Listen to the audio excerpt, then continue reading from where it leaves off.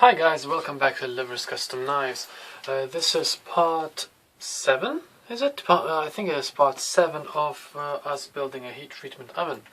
Today we've already built the front of the control box and the top of the control box, and what we're going to be doing in this video is actually wiring everything up. And there must be a warning. If you are not experienced and or qualified to work with a mains voltage and electricity of any kind, do not do anything that you're going to see on this video.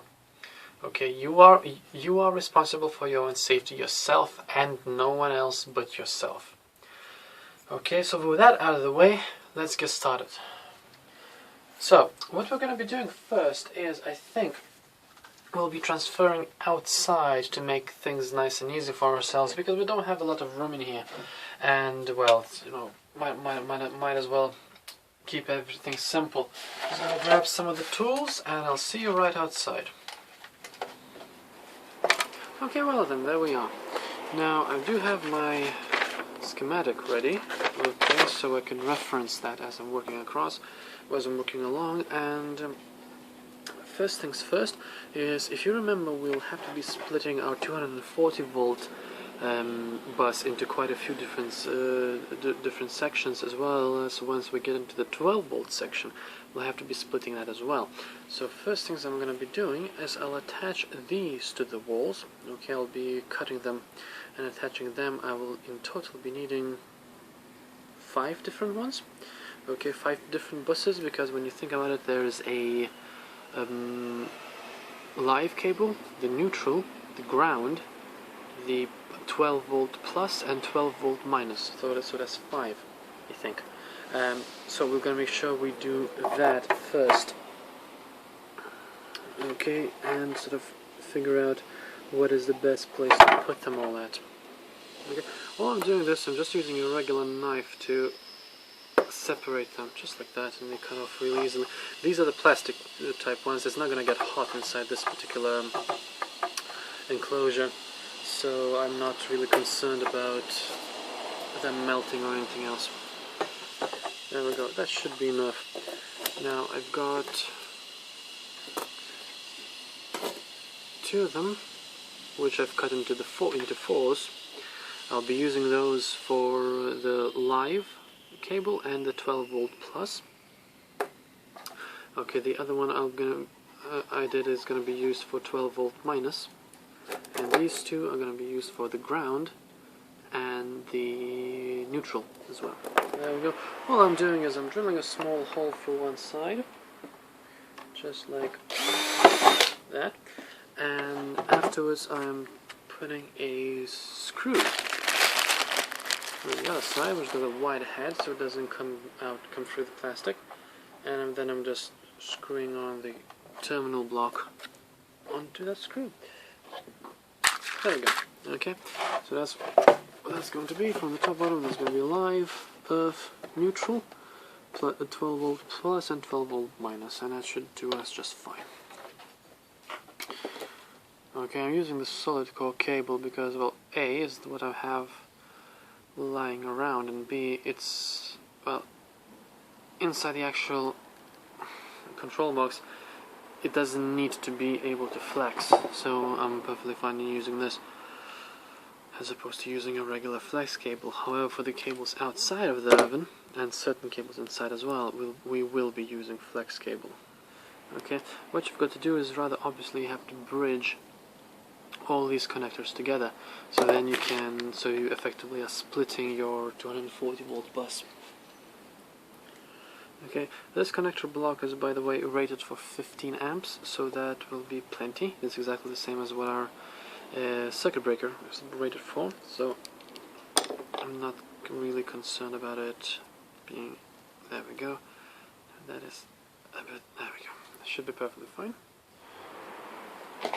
Okay, now for the color coding is, you should know that your live cable should always be brown, the neutral should always be blue, and the ground terminal should always be, I don't have one nearby, the ground terminal is always a yellow-green stripe. So and don't mix these up because you want to make sure that you can identify them quickly afterwards.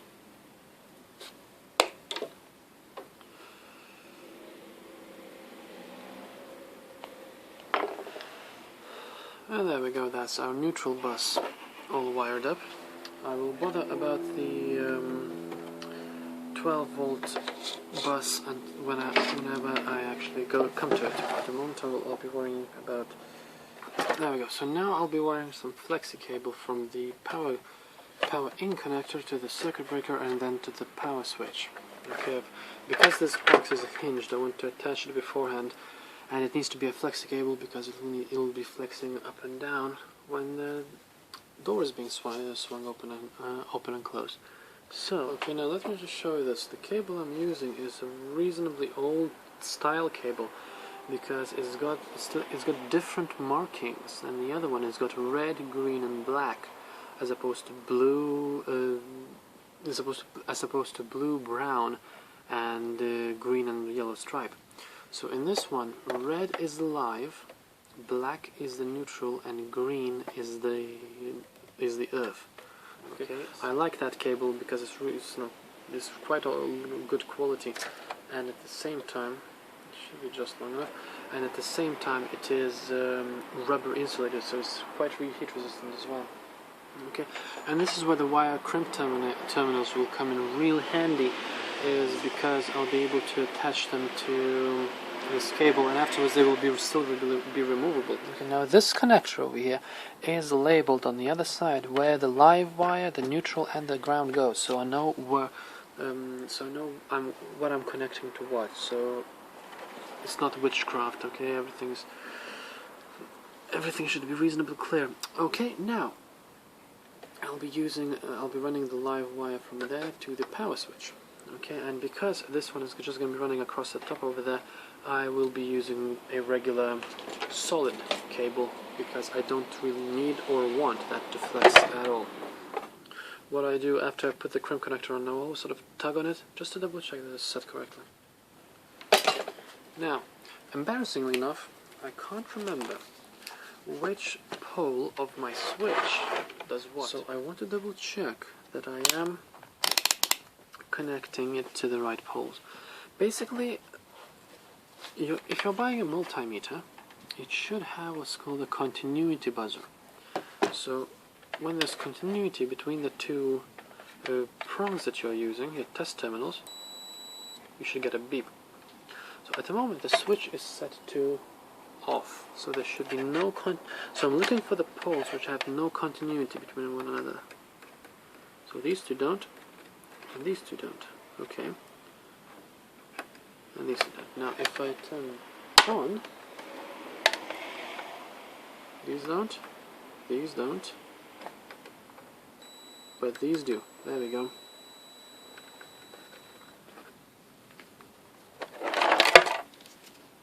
And there we go. Okay, now I have my circuit breaker fully wired into my switch. So I'm quite happy. So now from the switch, if we look into the diagram,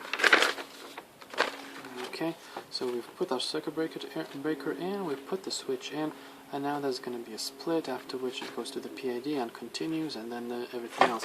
So now what I need to do is I need to wire it from over there to the bus terminal, which is right there, which is the one I made, and afterwards start wiring it into all the different things. So there we go.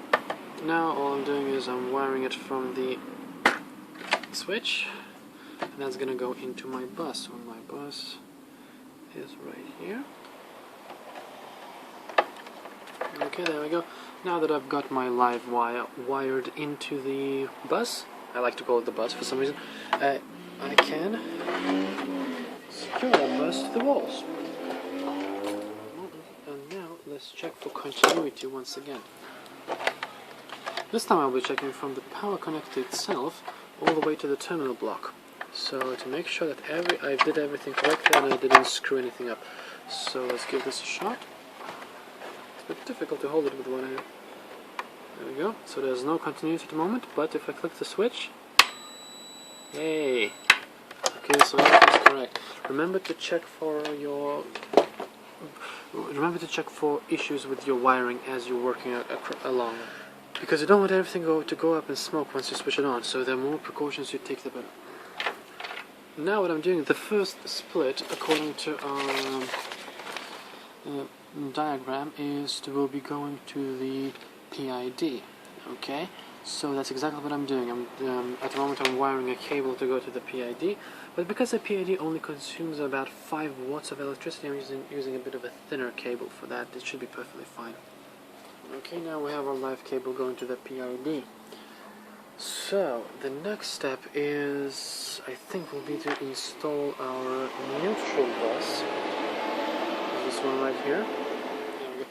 So I'm just gonna use the hard blue cable, because, well, this cable is not gonna flex or stretch anyway, so it doesn't matter.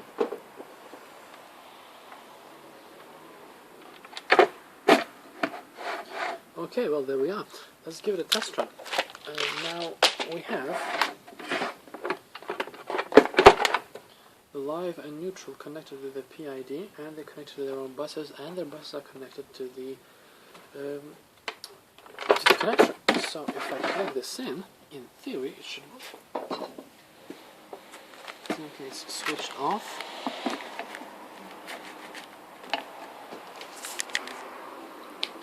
Okay, and once I click the switch, in theory, the PID should come on. And, well, it flickers for you, but it actually doesn't in real life. But yes, the only thing is the switch isn't illuminated, but I think I know why. There we go. Quite happy with that.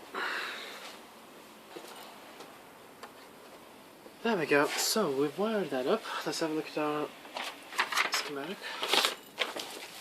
Okay, so the next thing to wire up is the transformer, which I haven't brought out, so I'm just going to do that, and we'll see how we can connect that. Well, there's the connector.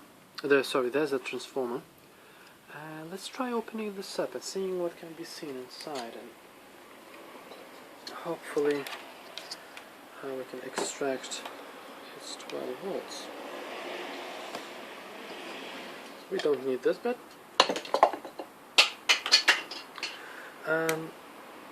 We do need, however, all of this. Okay, just like that. And we will want to be connecting all of these together. Now, these wires are really short, and I'm guessing quite fragile at that. So, I'll be trying to mount this somewhere in the actual case, probably just with a screw.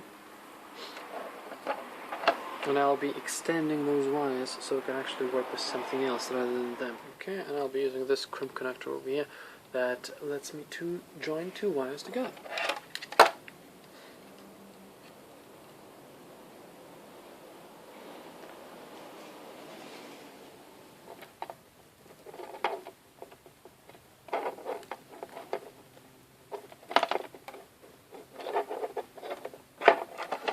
There we go. What I've just done, I've crimped on some extension cables to the 2 tiny cables that are inside this power supply. Okay, there we go. We have wired in our 12 volt power supply in there, and it is producing 12 volts, which is great. So that means we're quite happy. Now, let's have a look. Okay, here I am back. I found some red wires. Red, of course, being the color of standard for the plus wire in any electrical connection you are making that's running DC voltage. So I wanted to use that. So now, all I'm going to do is the same as what I did for the other ones. Just rinse and repeat. There we go.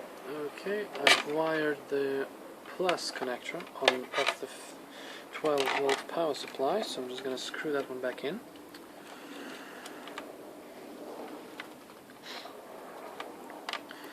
So now I'm wiring the minus 12 volts, the negative one, and for this I'll be using a black wire because it's the standard.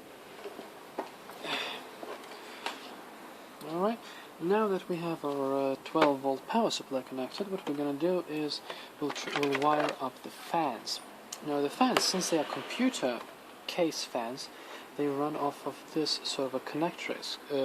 It's commonly known as a Molex connector. Now, fortunately, a long time ago, I've taken apart a power supply unit for a computer. And, well, at the end of the power supplies, if you ever open your desktop up, is lots of these Molex connectors. So what I'm going to be doing is simply connecting them up like this and plugging the other ends into the buses for the plus 12 and 0 and minus 12 volts. As simple as that. Okay, the yellow cable, by the way, in the Molex connector is plus 12 and the black one is 0. There we go.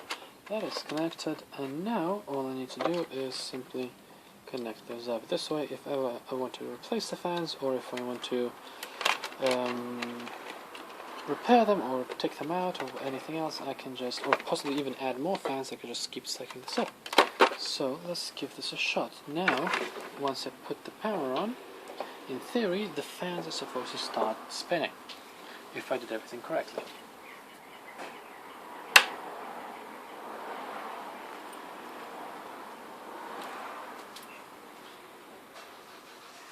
Okay, and there we go.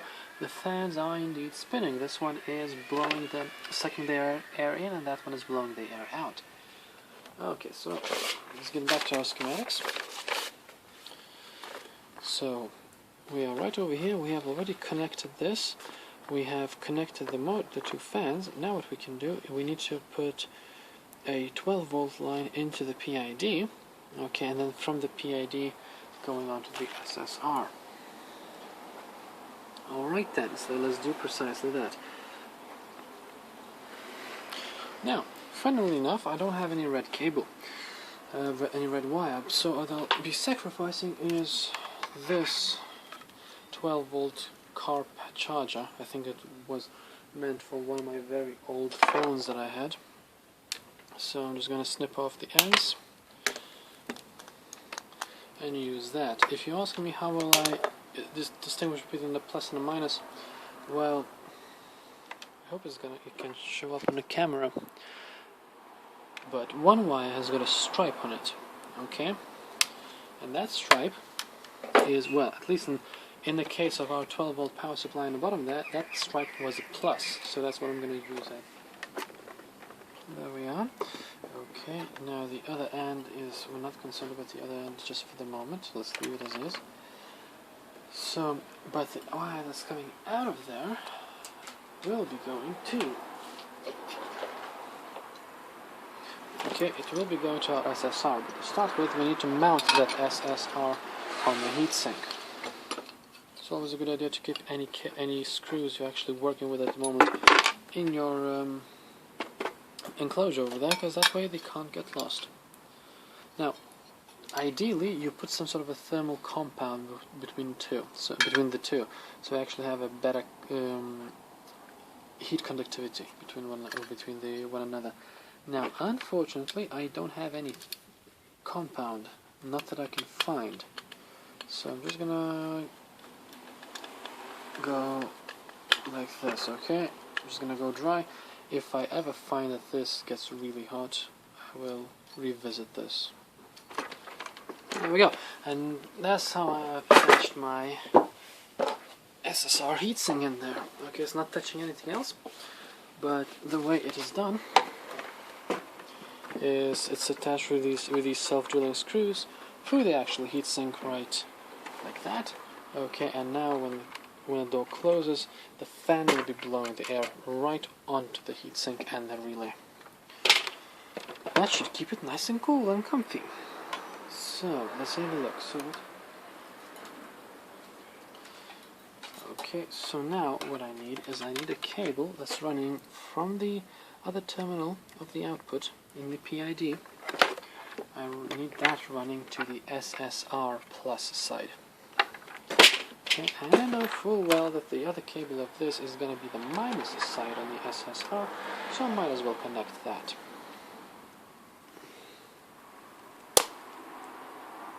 Well, that connector just split in two and shot me in the face, which is very interesting. Okay, never mind. Yeah, that now just gets connected to the minus side of the SSR, which is what I'm trying to do now. There we go. Now, like I said, I need another cable running from over here into... Well, first of all, it's going to visit a switch, okay? So it really helps if your screwdriver is magnetic, okay? Just take a big magnet and run it a couple of times, because then the screws and the washers and the nuts that you've just undone simply don't fall down into the abyss. So I try to make sure that whatever screwdriver I buy, which is not often by the way, I try to magnetize it.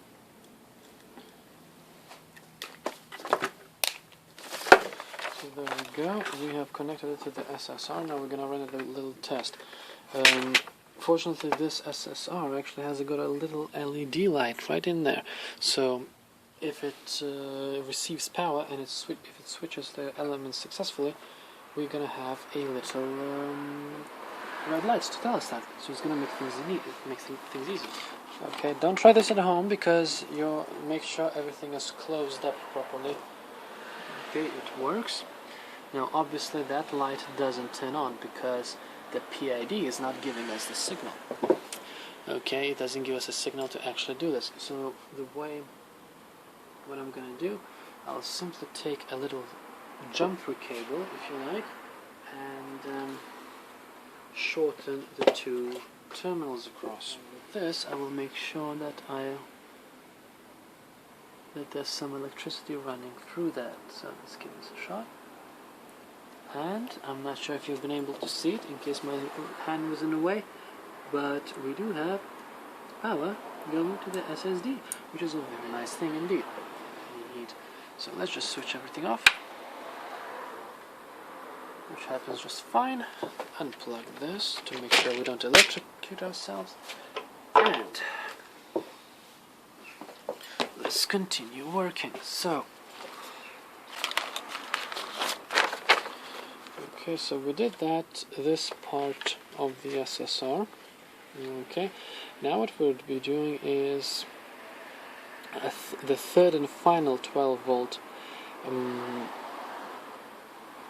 split, if you like, and that goes into the relay.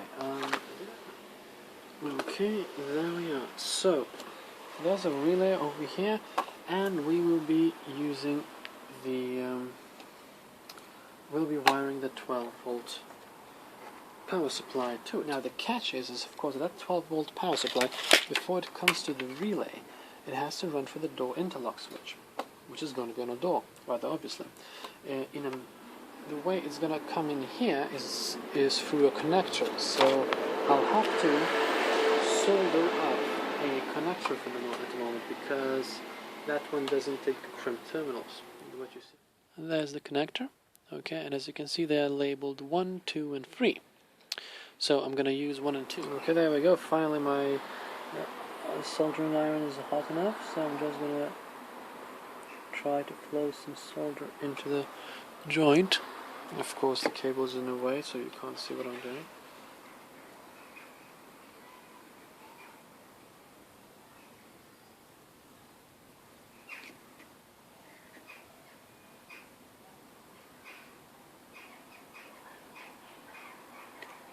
Okay, you don't want to, obviously you don't want to overheat your component, in this case my connector, and make it melt or anything, so just have to, you have to try to keep your heat applications kind of brief. Why do they have to make soldering iron with such stiff cables? Every single one I own had a really stiff cable. It's really irritating.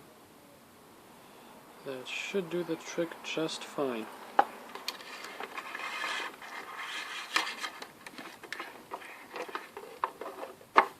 Just like that.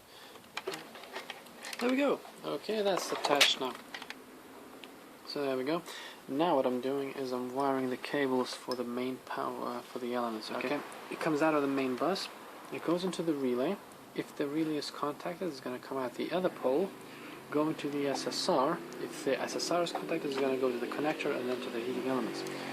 Okay, but the relay, like I did say to you before, it does disconnect both the live and the neutral contacts at once, which is a very useful feature.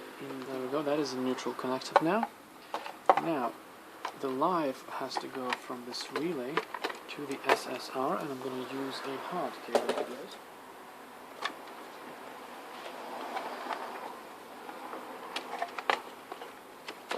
There we go. Okay, that should be perfectly fine.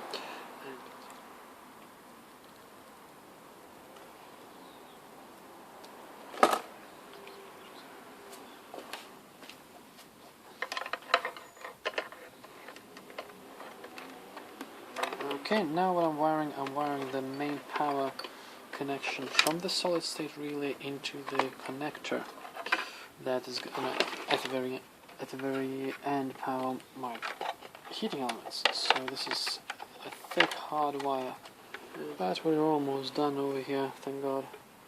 Okay, we've been at it the whole day, so.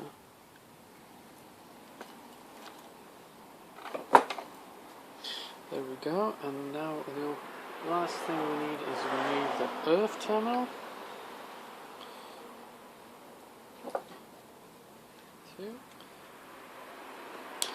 Okay, and that gets connected straight to the power source, and it will be connected to the this thing over there. Okay, so what I'm gonna do now is plug this in and screw it back in place. Okay, and there we go. Finally, that is the ground terminal finished as well. It's getting really dark, so let's transfer back into the workshop now. Okay, so there is our control box pretty much completely wired up. Now, one thing I am doing is I'm carefully attaching the thermocouple to the PID computer. It's gotten just too dark outside, so I had to come back in. There we go, that's all cool. So, unless I have completely missed something, we should be okay. Let's just double check on the schematics. Okay, so 240 volt comes in. First thing it does, it goes into the circuit breaker. Okay, then it goes into a switch, which is right there, that's correct. Then goes into a bus where it gets separated to go to the PID, then to go to the transformer, yeah, then to go to the relay as the main terminal, yes, that's correct. Then from the relay we have a warning light, which is right there, yeah, it's connected. Then we have of course the SSR. Then from the SSR we have another warning light, which is connected as well, just tugging on the cables to make sure that they are secure. Then it goes in there to power the heating elements. And then the 12 volt supply, which is right there, goes to, first of all, the PID. Let's just, yeah, that is connected. It goes to the PID. Out of there it goes through another switch, which is our master switch. That is connected. Goes into the SSR, which is correct. And then it powers up the two fans. That's connected, and goes through a door interlock as well, and that is powered up as well. So, I think, and of course this thermocouple is now connected too. So I think everything should be good to go. Okay, so we've got it plugged in. The socket is switched off for the time being. By the way, I really haven't tried this out yet, so if everything explodes, then you'll be the first to see it, okay? So, the moment of truth, eh? Let's give it a shot. So, power. So far so good. Let's turn it on. Fan start. There we go.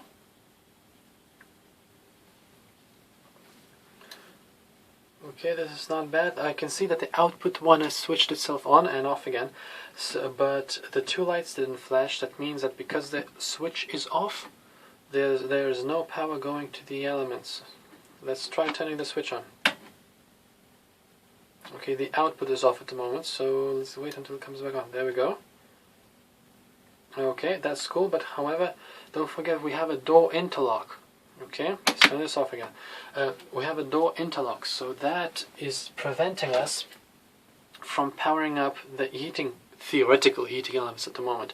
So what I'm going to do is go over here and I will short circuit those two terminals.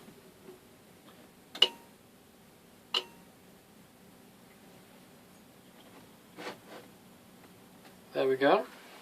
Okay, that means that the heating elements can be on.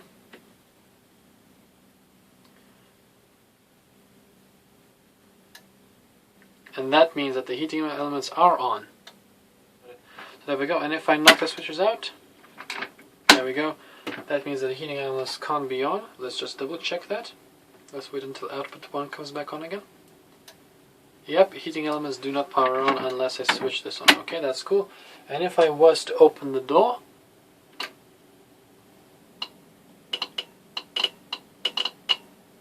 let's just double check as well that our thermocouple is working correctly. It's in at the end of this long wire, so if I'm putting my finger on it, the heat temperature, the indicated temperature is supposed to be going up. Okay, and it is. That's cool. Let's let it go. Let it cool down again, and let's compare that while it's cooling itself down. Let's compare that with what temperature my other probe is saying. Okay, this is going to be switched off. Okay, and there we go. This probe being out and just air says pretty much the same reading as well. Okay, that it is about 16.2 or 17. Let's put them close to one another as well. They pretty much agree with each other's readings. Okay, so we know that our thermocouple is wired correctly. Well, do you know, it's actually working, is all I can say. I mean, the PID measures the temperature, okay, and it alternates the output on and off. At the same time, the door interlock, the theoretical one, but still. Okay, the indicator lights work fine, the fans work fine. The only thing that doesn't work, well, two things that don't work in here. First is, as you're going to be able to see in a minute, come on, there we go, there's a red light in there, okay. I wanted that light to be on whenever the switch is in the top position, regardless of whether there's actually power going through it. Okay, just sort of give you a big red light saying that this switch is in the on position. But because it uses the same terminal for both the light and the actual switching, I can't actually do anything about this for you. And you know, this is effectively controlling that. I suppose I could swap the two around in the schematics and actually have this beforehand and maybe solve this out, but it's really not worth the hassle, I don't think. Okay. Another thing that's there, this switch is supposed to be illuminated and it isn't. There was another pole, but I couldn't quite establish how to connect that, so I didn't bother with it. But I might just do it later on. Okay, because that's quite nice. I would like to have it illuminated. So that's pretty much it, guys. Okay, and as you can see, the control box is functioning properly. I do have the power out in the other side of this connector over there in the sockets.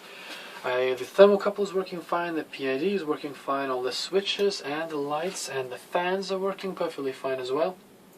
It's been a long day, I must admit. I've been here ever since, I think it was 11 o'clock, now it's about 7 in the evening. And I'm quite happy, very happy to be honest with you. I mean, yeah, there's a couple of mistakes like my saw blades slipping, or this being not very straight. But other than that, as long as it works, I'm more than happy. In the other videos, what we'll be doing will be wiring up the oven itself. Okay, we'll be routing the grooves for the heating elements, we'll be mounting the heating elements themselves, and we will be once and for all interfacing everything with one another and give it a couple of test runs. But for now, I'm very, very happy. Okay, thank you ever so much for watching. Have a lovely day and take care.